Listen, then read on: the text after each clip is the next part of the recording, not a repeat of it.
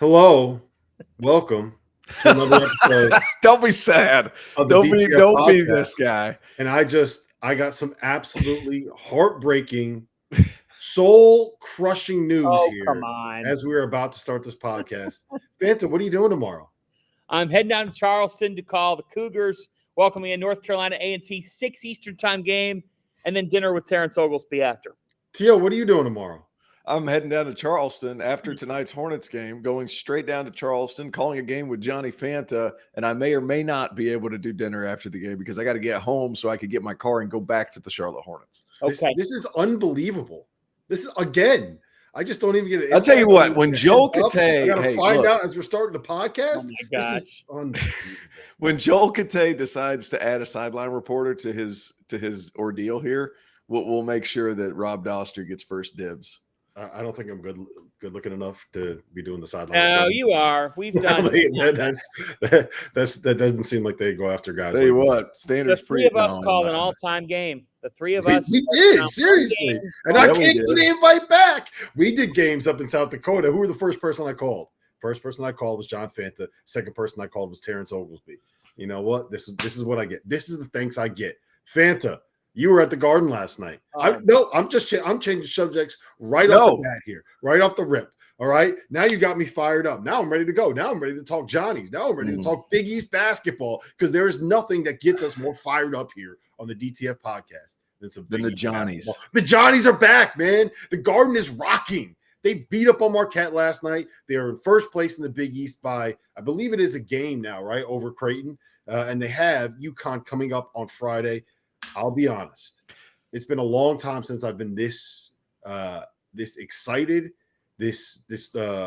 looking forward to a game this much for UConn. That wasn't like an NCAA tournament postseason game. St. John's, UConn, Gamble Pavilion, $2 beer nights. We want UConn. You heard those chants last night, Fana. Tell me about Rick Pitino. Why would they want UConn? Well, because they're 11-1 in the Big East for the first time since 1984-85. Mm-hmm. You'd have to go back to the days of Chris Mullen, Walter Berry, Mark Jackson, and, of course, Lou Carnesecca to go back to a period of time when St. John's was 11-1 in the league and 15-1 in their last 16 games. They have not started a year 20-3 since 1986. We're talking a decade before I was born. This is amazing what they're doing and what Rick Pitino is doing. When he took this job, we thought maybe he can get St. John's back on the back into relevance, and they'll make tournaments, and we'll see how far it goes. Well, maybe that one year they could be the dark horse. They're more than a dark horse. They're one of the nation's best teams. They are elite defensively.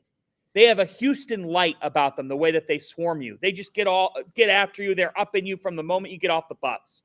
They play a New York City way. Last night, they out-rebounded Marquette 50-28. 50-28 and 21-5 on the offensive glass. They're bludgeoning teams there. They're top three with Duke and Auburn in second half scoring margin. But more than anything, it's the magic of Pitino. It's a weeknight at Madison Square Garden, a 6:30 game. There's close to 17,000 people in the building. The Knicks get huge crowds, but these are raucous college crowds that are going wild and bonkers and crazy. Rick walks out to Empire State of Mind with Alicia Keys and Jay-Z blaring. He's in his ironclad suit, and you just get the vibe that something magical is happening, and it is right now. And I can't help but think, guys, Lou Carnesecca passes in November, and he's got to be upstairs right now, smiling ear to ear, thinking about his St. John's Red Storm, getting all the back pages. If you look at every back page of the New York headlines this morning, it's all Johnnies all the time. It's special for New York. It's huge for the Big East. And in this climate of college sports right now, to have a brand like St. John's permeating through. That was really impressive last night, both in crowd, in game, and in the way that they just fight you off. Tio? They got a lot of beast on that team, and they don't shoot it worth a darn, but dadgummit, they offensive board.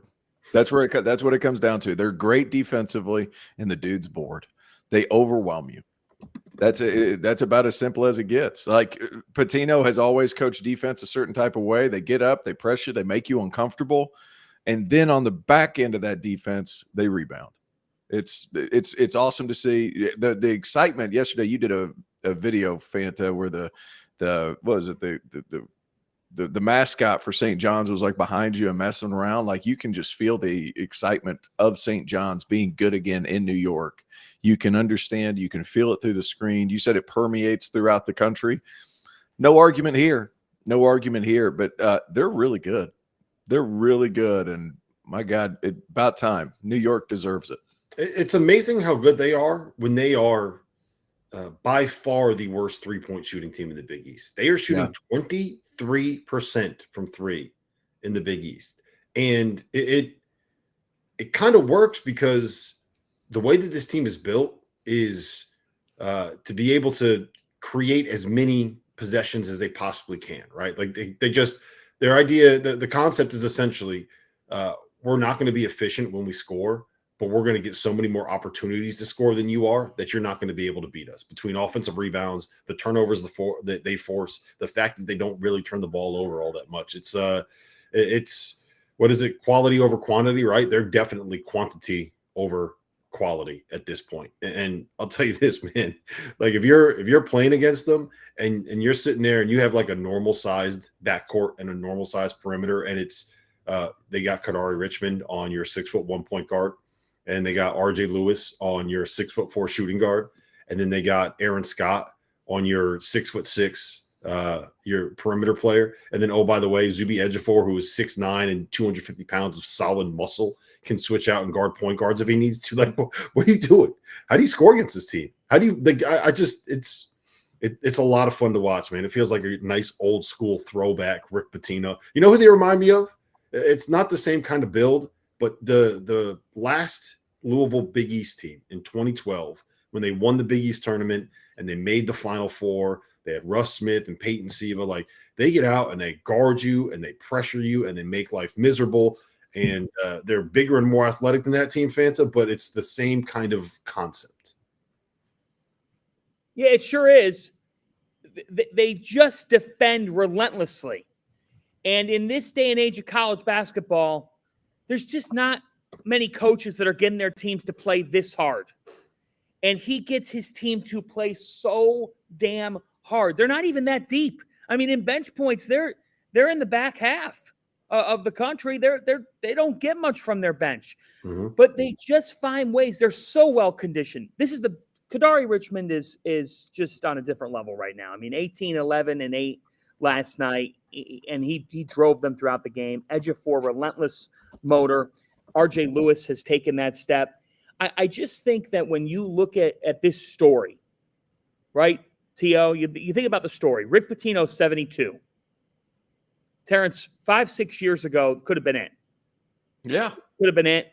And, then Iona gives him a shot. He was in Greece. He could have finished up his career in Greece and retired and went off into the sunlight. The fact that he has been able to rewrite his story in the city that never sleeps, the city that he's from, with a brand that has needed a resurrection for so long, the folk hero, the legend of Pitino, it just takes on a new life here. And I think it's really interesting, Rob and Terrence, because he has gotten the opportunity to have the last say. And I think he's still got several more years left in coaching. I absolutely do. But he's gotten this doorway to say, I'm going to have the last word in my career. And you know what it is? You know what it is, John? What he's done with this team is just, it's magical, man. You know why? Like, we've seen, Leonard Hamilton and Jim Larinaga and Tony Bennett and Coach K and like all these guys retire because they couldn't embrace the portal and NIL. And Rick Pitino's leaning all the way into it. Like Rick Pitino is, I feel like he loves this idea where his guys can get paid and they can act like professionals and they can go out there and they don't have to pretend like, oh, by the way, like you got to go to class, you got to do this, he's leaned all the way into it. He's embraced it. He's embraced the lifestyle. He understands what that level of pomp and circumstance kind of entails, right? I think, T.O., tell me if you think I'm wrong here, but I would make the argument that in the modern era of college basketball, so not including John Wooden in this conversation, he is the greatest coach that we have seen in the sport, in the history of the sport, right? Since 1985, basically since the tournament expanded, he's the best coach that we've seen. I don't know if there's someone that has been better at covering eras, at finding ways to be able to win specific basketball games, at being able to put together teams on the floor that can do things like win a national championship that don't have 27 NBA players on the roster. I just, look at what he's done at every stop that he's been at. I think Rick Pitino's I will call him the GOAT, T.O. That's huge. Him and Coach K. Mm-hmm. Might want to throw Roy in there because Roy had a bunch of NBA role players. He didn't necessarily have a bunch of superstars. Yeah, I think it's that three. He's fantastic. I think there's not really a better way for Pitino to exist than, hey, I can pay players, but it's still college. Mm-hmm. And there's not 82 games, so I can still impose my style of play that I want. So it's kind of like pro sports, not 82 games, so I can't kill them kind of deal. I think the NBA, when he was the head coach in the NBA, like, it's hard to press and mix it up and be that physical and that hard playing for 82 games. It's almost impossible. But at the same time, now, especially now, because we're talking about St. John's 20-3, those guys are just balls to the wall every single possession. And we talked about, or you said, well, they're the worst shooting big team in the Big East. I keep going back to this.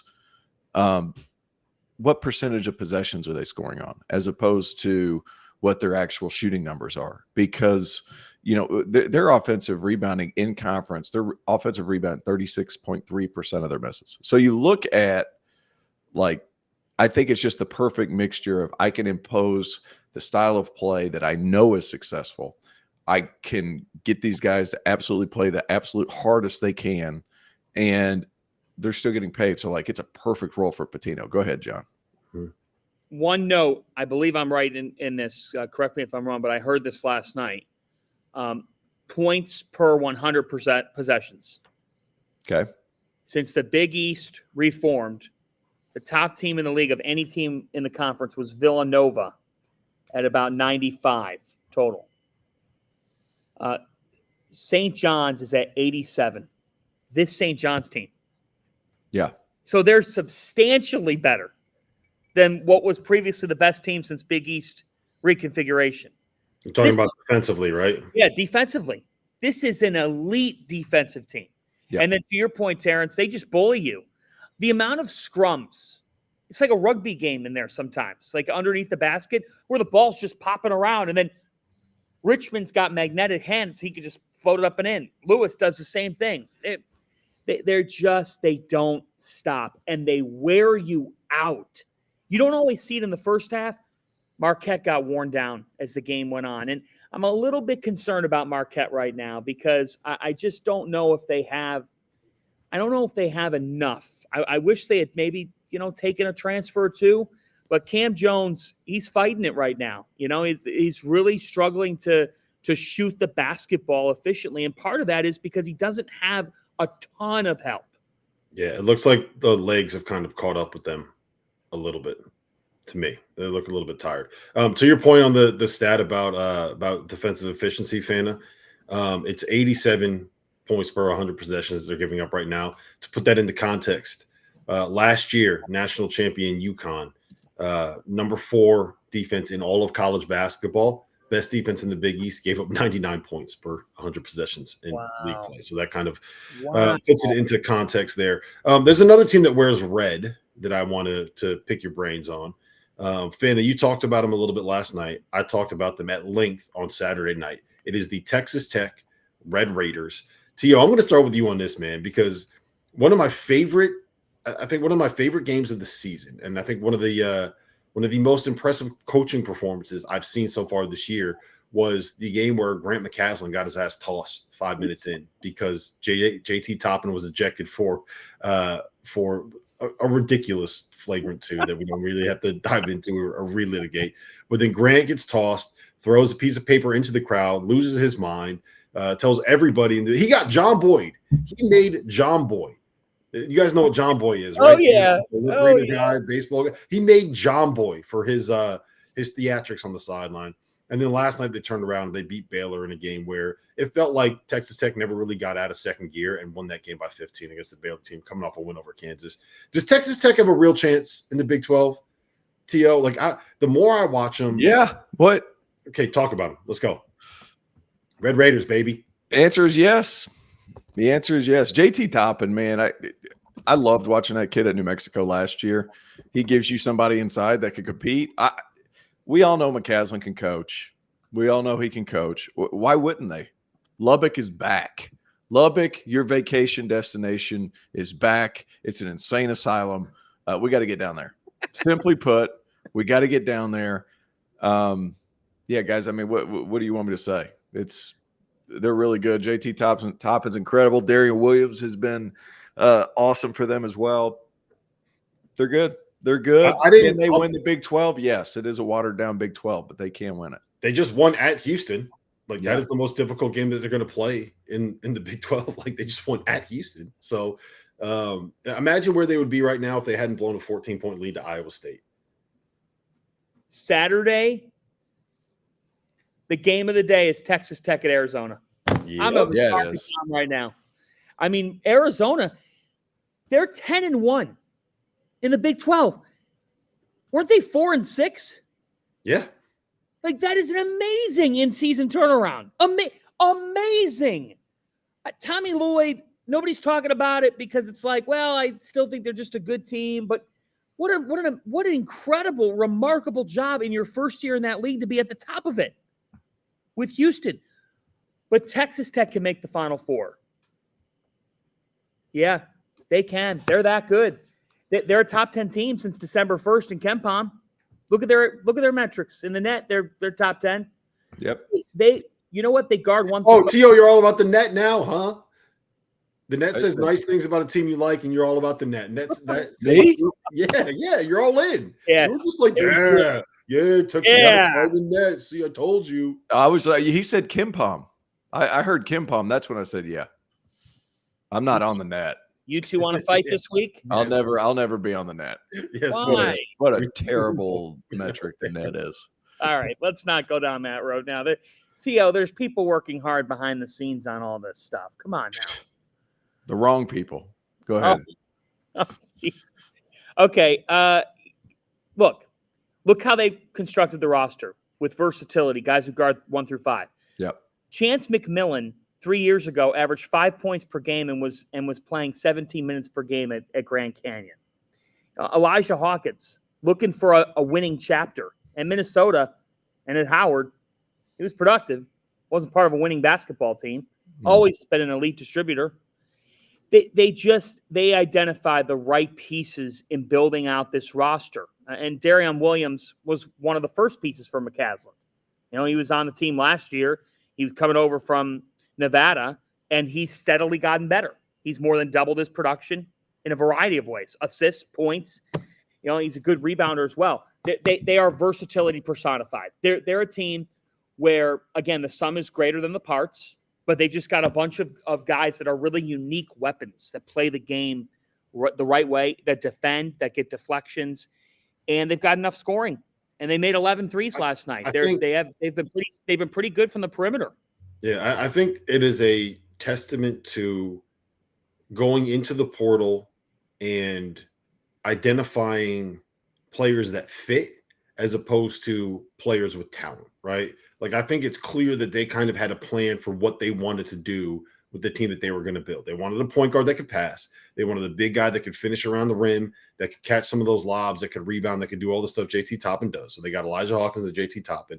And then they surrounded them with a bunch of players that are versatile, that can make shots, that can fit a specific style. And instead of chasing the single biggest names, they went after the guys that they identified as the right fits for what they wanted to do. And I think it's paying dividends. And the perfect example, T.O., look at what's happening with Kansas and AJ Storr. And I know that they beat Iowa State on Monday night, but it's still you're a puzzle piece guy, right? Yep. The puzzle pieces fit at Texas Tech. I'm not convinced that the puzzle pieces, now that we're looking at it in the light of day, fit as well at a place like Kansas. And I don't mean to throw Bill Self and Kansas under the bus, but it's just an easy comparison to make given where Texas Tech is. I think McCaslin being at North Texas so long, which has long been considered a transfer destination even before the portal, like he's managed this before. Like for him, this has been something that's very commonplace for him to manage the portal. And now guys like him, guys that have done time in junior college, stuff like that, that have had to reconstruct the rosters on a yearly basis. Those guys are having a lot of success. Man, he was good last year. He's even better this year. Like I don't think anybody's surprised at the success he has. You guys wouldn't argue that. Like I am surprised at the level of success that he has had this quickly. I did not, especially like they lost Pop Isaacs in the portal this year. Like I thought that there would be might have been addition by subtraction. It might have been, but I thought that they would have been. I had them as like borderline top 25 in the preseason. So I'm not saying that I thought that they were going to be bad, but the fact that we're looking up here in the start of February and we're talking about Texas Tech as potentially being the best team in a conference that has Kansas, the preseason #1 team, that has Iowa State, who's been top 5 basically the entire season, and who has who has Houston, who again has been basically top 10 the entire season. That is the thing that is surprising to me. Like they've gone from being what we thought was a good team that could maybe make the tournament and win a game to being like, you know what? There's like Final Four kind of upside here, fans. So like that's where I'm a little bit surprised. Like it's the Scott Drew coaching tree. Like Grant McCaslin wins everywhere he goes. Like that, the fact that they're good isn't surprising me. That they're this good, this quick, that one caught me a little bit off guard. Yeah, I think he's the perfect fit for Texas Tech. Yes. You throw the paper, you get fired up. When we talked with Grant before, he's talked about how religious he is and how he's a man of faith, which I have complete respect for, and as am I. And I also respect the fact that the guy who, is very prayerful and very faithful can go out on the court and have that intensity at the same time. I mean, he turns into a different person when he's trying to win a basketball game. I love the intensity. His team plays their butts off. And they've got enough depth. They do. They're able to bring Federico off the bench. He gave him 28 minutes last night, and they get a steady 20 minutes from Christian Anderson. They can cause a lot of matchup problems on both ends of the floor. They make you very uncomfortable offensively. I mean, Baylor only 59 points. Baylor's been one of the biggest disappointments in college basketball this year. They have been. Baylor has been a disappointment in college hoops. They just haven't been good enough. And Jeremy Roach transfers over. He's been what he's been throughout his career, up and down. Jaden Nunn, fine. And then you're relying on freshmen. And, they didn't have Edge come in this game. But I just think that this, if you're Scott Drew, you got to be disappointed. And if you're Baylor, this has been a year where I think you thought you could win the Big 12, and they've been very far from that. How about, and I said watered down Big 12. I think whenever I say that, like we've been used to the Big 12 being far and away the best league in the country, and this year it's just not. But you look at Arizona's turnaround, I'm sitting here looking at theirs, and that's going to be a great game. But I think Texas Tech is like I'm not going to say first real big challenge because obviously they've played a lot of good ones. This is more of, I consider this game, they won at home over Iowa State overtime, giant shot at the end, right, to get into OT. Should have lost. They lost. Should have lost. But this to me is Arizona's like reaffirming like we are that team. This game coming up against Texas Tech because like if you look up and down who they've played, you guys talk about a turnaround. Like there haven't been any marquee names outside of that Iowa State win that really stand out. And while the Big 12 is still good, it's just not what it has been in years past. And once you get past, I'm sitting here looking at the rankings in the conference: Houston, Arizona, Texas Tech, Kansas, Iowa State, Baylor's next, and then Baylor down. How impressive are a lot of those wins? West Virginia's had some big ones, but like it's kind of, I'm not going to call it ho hum. I still love the league, but like It's not quite as strong as it has It's been. none of what they're like This Michigan is a State, reaffirming win for Arizona.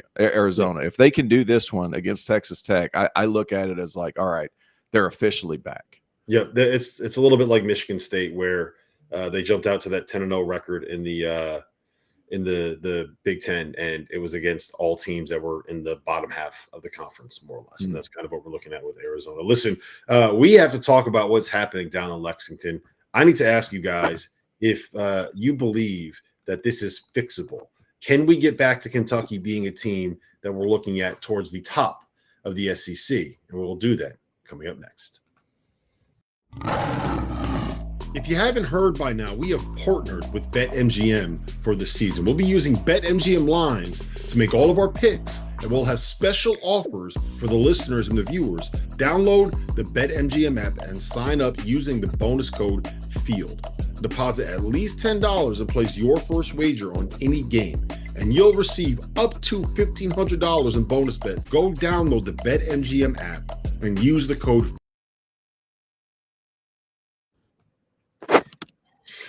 T.O. Kentucky, they've lost 4 out of 5. And last night, 98-84 loss at Ole Miss. No shame in losing at Ole Miss, but there is quite a bit of shame in losing at Ole Miss the way they lost at Ole Miss after they got beat up at home by Arkansas. They gave up 89 points at home to Arkansas, who was not known as the greatest offensive team in the world. And then, look, last night's what they did defensively last night was embarrassing. Ole Miss got whatever they wanted, whenever they wanted it, and it was. Let me put it like this: Kentucky shot 52% from the floor. They were 10 for 21 from 3, and they only turned the ball over 8 times. And they were down by as many as 25 points in the second half and needed a miracle run just to get it within 11 with 3 minutes left. You called this early, T.O. You had your doubts about Kentucky early on. Is this? I know that they were without Lamont Butler, and Andrew Carr still looks like his back is bothering him. But is this fixable? Like, can they get this thing turned around? They got South Carolina coming in on Saturday, I believe it is. South Carolina coming in on Saturday, then you get Tennessee at home on February 11th, a game that I'm going to be at. Can they get this thing turned around for when I get down to Lexington? They got to get healthy, guys. Point guard, we talk point guard all the time. And by the way, I know you guys already know this, but you all hit a home run with Mike LaTulip. Like, that dude is a stud. Like, his breakdown of what Kentucky is without a point guard was like elite. I'm sitting there listening to it. I'm like, that's a great point. Yep, that's also an awesome point. Love that too. And it's like, holy shit. Like, this guy is on top of it. An absolute homer. Mike LaTulip, old T.O.'s a fan. I think you do a great job. I think he's awesome. You guys, I'm serious about that. He's done a really good job. But He kind of like their inability to settle things down. Like when things get awry and hectic, sometimes your best defense is how you play your offense. And the fact that they can't slow anything down. Explain what you mean by that. Yeah. Well, because if you can control the tempo on offense and you have a point guard that'll right the ship and settle everybody down, you don't have to score, but you have to get a good shot. Like, that's where you really miss that's where you really miss guys like Lamont Butler, where you even the ever roller coaster guy and Kirk Creasat, at least you can get somebody up there and initiate offense. You can set a ball screen, get something going. They don't have that guy if those two guys are missing. And like, if you're playing Travis Perry and Trent Noah double-digit minutes, they're still young, and this is a grown-ass man SEC. Like, that is a difficult position for those two young men to be in, and they're not ready yet. And that's okay. Guys, it's okay not to be ready as a freshman. It's okay. But you play both those guys double-digit minutes. That's tough. You got to have your point guards back. Point guards, plural. That makes it so hard. Like, you get there's a big difference. You know, there's guys that can bring the ball up the floor, and then there's a point guard. Like, that big difference. And sometimes you need a good shot just to settle the troops so you can get back and you can play five men in front of that defense or in front of the opposing offense. Like, they just don't have it, especially with both of those guys. I think they're going to be fine. I think you're going to get both of those guys back eventually, and everybody can take a deep I think Lamont breath. Butler is going to come back. I don't know. I'm a little more worried about the Kerr Kriisa situation and how that's kind of playing out. Yeah. I haven't heard much on that recently. He's right underneath that 1/3 games threshold that they usually do all that stuff with. So we'll see. But Lamont not being there, that's huge. Mm-hmm. Huge. Mm-hmm. Fana, you guys talked about it last night. The thing that stood out to me, Ansley Almanor. You guys remember Mark Titus back in the day? He would like Club Trillion, where he started. Yeah, he had a 13 trilly. Yeah. Ansley Almanor had a 15 trilly. Trent Noah had a 13 trilly. Yeah, they had 2 trillies. Crazy. Has there ever been a multiple trilly guy? Like a multiple trilly game for some of these guys? I've never for seen guys it. that played more than 5 minutes. We can't. It can't happen. I've They never didn't foul somebody? Yeah, no, nothing, not a single stat in 15 minutes. We call that a Tony Snell. Mm, Like Tony that's crazy. Side note, the best ever fantasy basketball team name I ever had was I called one team, "You used to Tony on my Snell phone." I was pretty proud of that one. Fana, what do you make of Big Blue? Well, when you don't have a head and a snake on the perimeter, it's difficult to set a tone, to have a semblance of a rhythm defensively. They also don't have a communicator. So as much as Amari Williams is a gifted player and last night had a triple-double, he's quiet by nature. He's just quiet. He was at Drexel. He's a very talented player. But I don't know if they have that guy that gives them an edge, especially without Lamont there. But even with Butler on the floor, like let's not forget, it's not like they were otherworldly defensively with him out there. I think for me, what we're watching is a team that early in the season had veteran players who knew what their skill sets were, players, a lot of depth as well. So they were ahead of a lot of teams early in the season. Duke being one of them. Several others, when you look at their marquee wins, I don't want to say they were ahead of Gonzaga. I think they just had an incredible comeback and won that basketball game. But I think that when you look at this Kentucky team, they were ahead of a lot of teams in November and December. But now that February's rolled around, other teams have caught up, evolved, figured out some things that they can do against a team that truthfully, like, they have not gotten better as the season's gone on. They're kind of what they are. And defensively, especially, it's an issue. I mean, you could score all you want, and I think that's what we thought was refreshing. Like, early in the season, T.O., you know this well, like, a lot of teams are still trying to figure out their offensive identity. Kentucky had theirs quickly. Absolutely. We got crushed for saying that too. Like, hey, right. Kentucky's much closer to what they're going to be than, like, remember when they beat Duke and everybody was like, oh, this is great. Sorry, go ahead, John. But like that's the point we tried to make. The question is, can this be salvaged? The answer is yes. It still can be salvaged. The season's a marathon. That group's got to have 2 days of practice, like John Henson said. Take the rims out. Just dig in. That was a great story. It was great. John Henson told the story on After Dark that when they had a terrible defensive performance, they showed up to practice the next day, and Roy had removed the baskets from the gym. Yeah, that's brutal. That's brutal. You can just tell it's going to be one of those days. That, and when they bring the bubble, I don't know if you guys know what the bubble is. When they throw the bubble on top of the rim and you can't make shots at all. They had to do that a couple of times for practice whenever Marquise Reed transferred over to Clemson, because he was just killing everybody.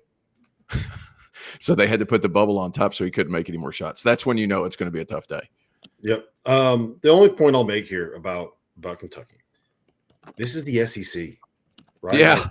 They lost to Alabama. They lost at Vanderbilt. Arkansas won. Is a little concerning, and then they lost at Ole Miss. Like, it is what it is, man. You lose 4 out of 5 in this league, it's going to happen. You're not healthy. You need a point guard. You got South Carolina at home, Tennessee at home, at Texas, Vanderbilt at home. Like, that is probably the softest 4-game run that you're going to find in the SEC for any team this season.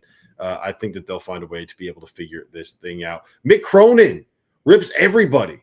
Yeah, he Cooper does. Flagg versus Johni Broome, the greatest player of the year race of all time. We will talk about that coming up next. Wow. Now that the college basketball season is in full swing, you need to make sure that you have access to the best betting tool on the market, the Rhythm app. Spelled RITHMM, is a data-backed app that uses AI and analytics to identify inefficiencies in betting lines and the player prop market that will allow you, the user, to profit. You can create customized, analytics-driven betting models tailored to your personal preferences as a bettor. Users have access to up-to-the-second against-the-spread data. And if you're like me and you understand pictures better than numbers on a screen, Rhythm's internal trend analysis provides you with the kind of graphs that will allow you to evaluate past results and project future performance in a visual way. Every Division I college basketball team is included in the Rhythm's metrics. Free subscribers to the Field of 68 Daily will get 25% off for a Rhythm subscription. Use the QR code on the screen to sign up. Shout out to our friends over at Rhythm for all that they do for us. Presenting sponsor of Fielding the 68. Fana, I believe T.O. has run to the laboratory. Yes. So maybe he'll come back. That's why you see an empty chair over there. But I do also believe, he's back. That was quickest piss in the history of mankind. As a quick all right. I want to get to the player of the year race here in a second. But before we do, like Mick Cronin, I think that the way that this season has played out for UCLA, they go on the road. Hold on, let me make sure I bring this up so I have the timelines correct, right? They go on the road and they lose. They lost to Michigan at home. And he calls everybody in the program out, right? He says, our players are soft. He says, my assistants suck. He says, we can't do anything. We can't win. We can't do this. We can't do the third. They go to Maryland. They get smacked at Maryland. He gets ejected. He says, oh, it's too hard. Like, we got to do all this travel. We got to do this. We got to do that. They go to Rutgers. They lose at Rutgers. They lost 4 in a row. They lost 5 out of 6. They're sitting there 11-6 overall, 2-4 in the Big Ten. And everyone's like, yeah, it's done. UCLA runs over. Mick Cronin's never going to make it work. He's blaming everybody else. This, that, blah, ripping them left and right. Then you beat Iowa at home. Then you beat Wisconsin at home. You go and you win at Washington. You win at USC, whatever. You beat Oregon by like 30 at home. And then Michigan State comes to town, and you beat up on the Spartans, who were all alone in first place in the Big Ten. Illinois is kind of falling away here. Ohio State's kind of fallen away a little bit, right?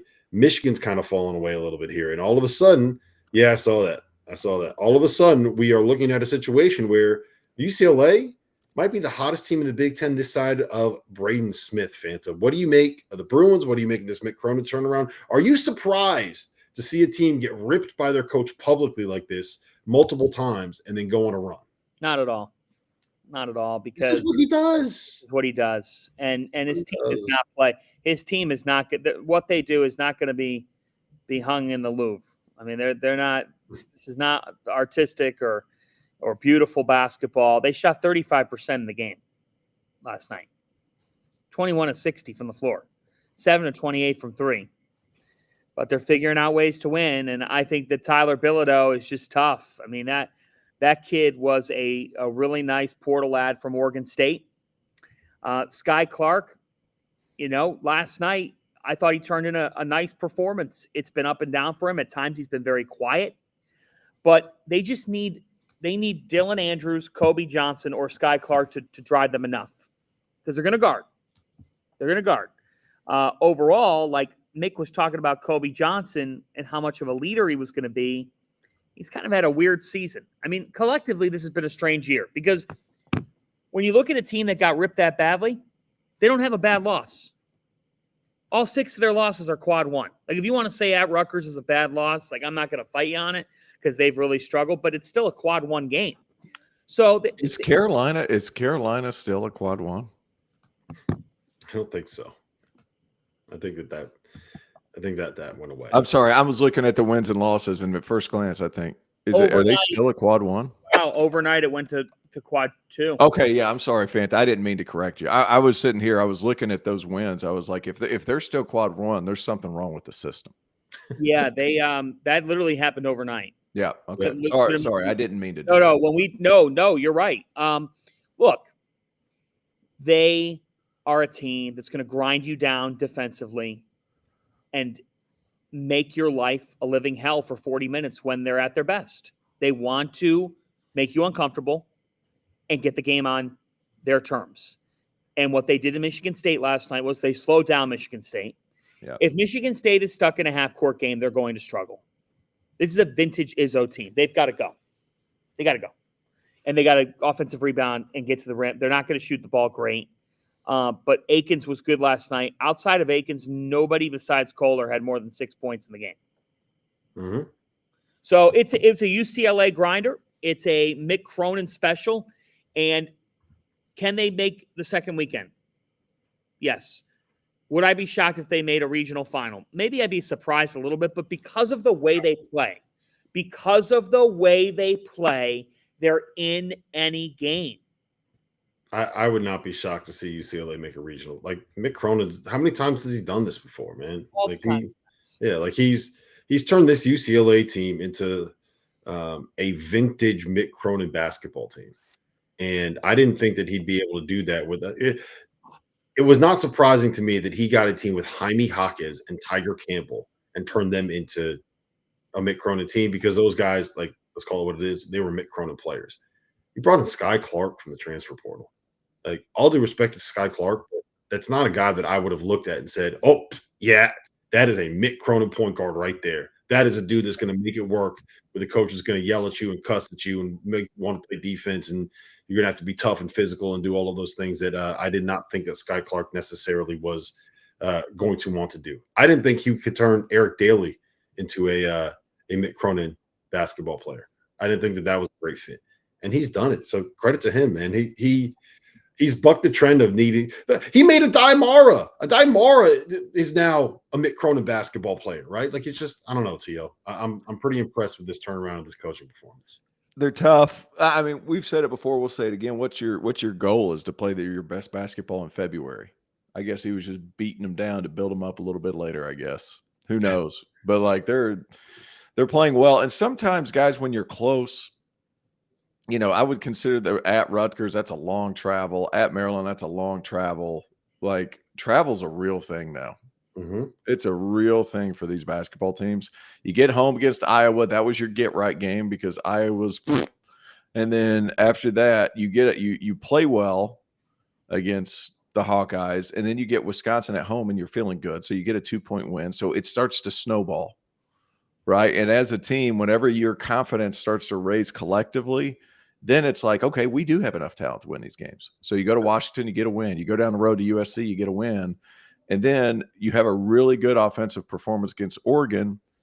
And then you're at home against Michigan State. And then you don't have a great offensive performance, but at the same time, you just kind of make them play your style. And they can win games. If we know one thing about Mick Cronin throughout the course of his career, he's been able to win close games in the 60s. We know that. Yep. So if it comes down to an extra possession, a loose ball, something like that, I give it to him. Yep. And just to put in context the travel that you were talking about, Saturday, December 21st, UCLA plays North Carolina in Madison Square Garden. Then they go to home for Christmas, right? Then they come back 28th. They're playing in LA against Gonzaga. January 4th, they're playing at Nebraska. Not a short trip for them. Not a short trip. You got to come back home January 7th. On that Tuesday, you're playing Michigan at home. That's the one where they got smoked, right? And then on January 10th, you are at Maryland, and then you're on the East Coast for 4 days because you're playing at Rutgers, and then you come home and you play Iowa at home. So, like, that is a lot of travel for college kids that are not used to traveling like that to play games. So it's not really a surprise to me that they got back from all that and kind of figured it out. And in the same breath, like I'll call it what it is. Purdue going to the West Coast and then coming back and losing at home to Ohio State. That is one that looks to me a little bit like a schedule loss, right? Oh, yeah. Michigan State going out to the California schools and losing at USC in a 6-point game and at UCLA in a 2-point game says a lot more to me about the schedule and the travel than it does about what Michigan State is this season as a basketball program. So schedule losses are certainly a thing that need to be kind of recognized and in the consciousness of people in college basketball this season. Last thing I want to hit you guys with, okay? The answer is the second best National Player of the Year. That's what I was going to say. Is like, so I don't know how many people that are listening to this, people my age and people TO's age, will vividly remember the Adam Morrison versus JJ Redick Player of the Year race, because I think that was the best race that we've ever seen. That was when SportsCenter was in its heyday. You would turn on SportsCenter on February, and it would be like, all right, Adam Morrison went for 43 playing at San Francisco, and people were throwing batteries at him from the crowd at halftime. But then JJ Redick goes on the road to Maryland, and he puts up 29 and 5 assists, and Duke beats the Terps on the road. And that was an unbelievable Player of the Year race. And to me, this is the best that we've gotten since then, Fanta. You like one. Do you like, what were you like? You were probably like 10 or 11. Yeah. I remember it. I mean, I remember I don't remember to the degree you guys do, but I remember how much fun that was. Mm-hmm. I think in the last 10 years, my favorite one was when Oklahoma and Kansas played a triple overtime game on a big Monday right after Christmas. Brent Musburger and Fran Fraschilla called. I believe Kansas won. They won. But Trae Young had a nuclear performance. And after the game, SportsCenter with Scott Van Pelt was like, and by the way, thanks to Scott for coming on our network last week. They were like, Trae Young's going to win National Player of the Year. Mm-hmm. And then all of a sudden, the machine took off. He's getting branded every single week. Who won National Player of the Year at the end of the year? That was Jalen Brunson. It was Jalen Brunson. Mm-hmm. So it ended up being it was not Morrison and Redick, but it was a fun race to monitor. This is really cool. Now the machine's revving up. I think if I had to pick today, unfortunately for Johni, he was hurt for a little bit, and Cooper's just been unbelievable. I would take Cooper Flag. Theo?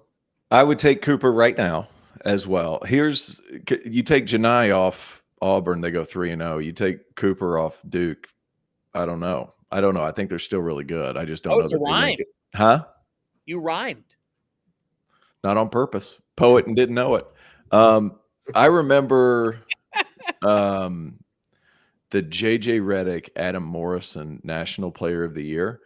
They would double box the games during the middle of the game. Like JJ would be playing, and then they would double box and put Morrison up in the corner, and they would have stat counters for both guys.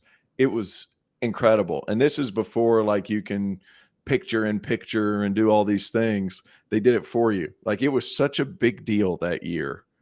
I just vividly remembering like every single game being an event.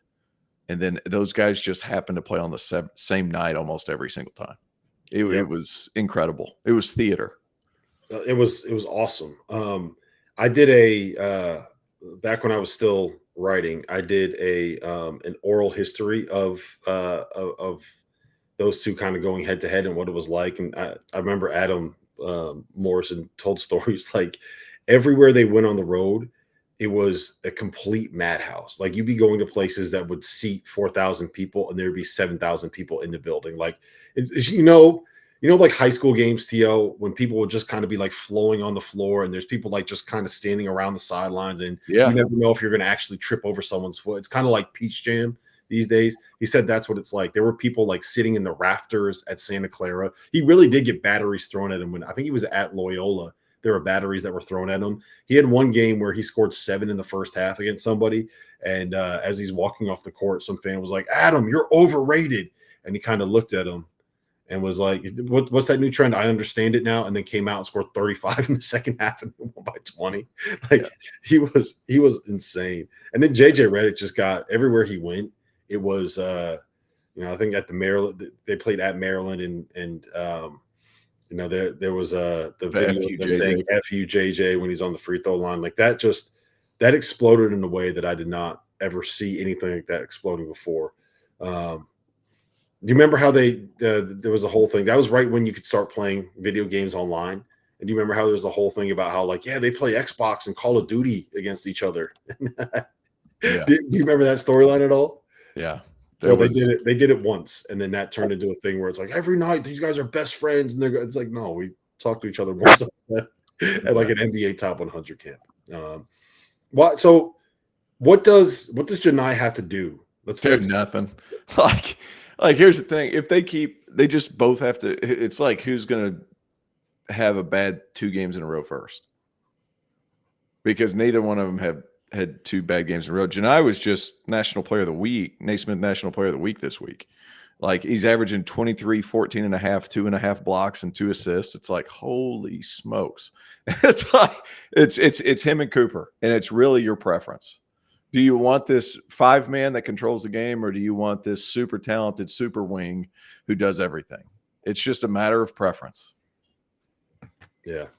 I don't know if there's anything that Johni Broome can do at this point where because he's with Cooper Flagg, it's the system is built around. This is the way that I would phrase it. The system is built around Cooper Flagg's talents at Duke, whereas at Auburn, I'm not saying Johni Broome is a product of that system, but it is the system that he fits in perfectly and can take advantage of. Does that make sense? Like, Duke can't function without having Cooper Flagg there, where Auburn functions at like 80% capacity or 85% capacity. It depends on the voters. Like, yeah. That's what it comes down. They've both been that good. By the way, speaking of votes, who the hell gets AP votes?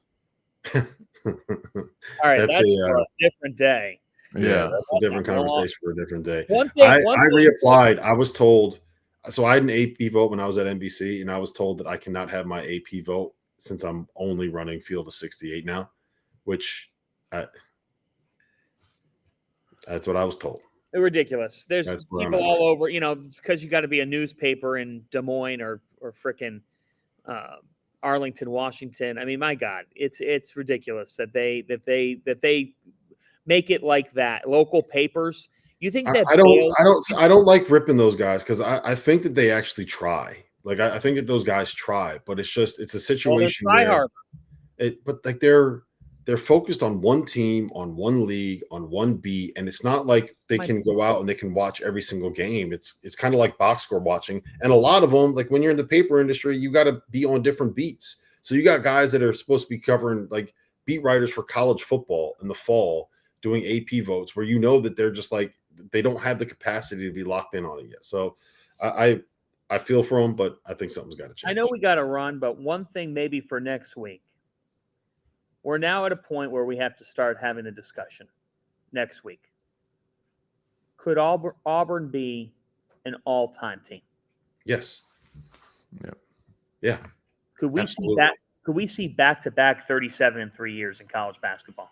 Yes. And what does it signify that it's coming from Connecticut and then from not a Duke, not a Kansas, not a Carolina, not a Kentucky, but a team named Auburn? Hey, Duke could go 38-2 this year. Like, sure could. Yeah, Duke could go 38-2. Like, I've said this before.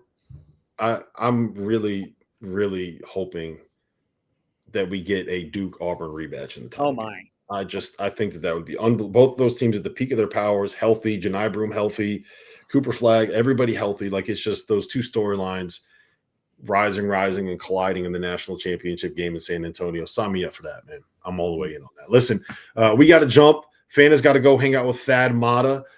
T.O. has to go and not invite me to any more broadcasts. Charlotte again tonight. Charlotte again. He's got to run up to the Hornets. So, you know what? I'm not going to make the joke. I'm just going to move right on past it. Yeah, so, listen, guys, it was always good to see you. Always a pleasure. We'll be back again next week, probably on Monday is my guess, if we can find a way to make that work, because I'll be in Lexington on Tuesday morning. So, for John Fanta, for Terrence Oglesby, my name is the uninvited Rob Doster.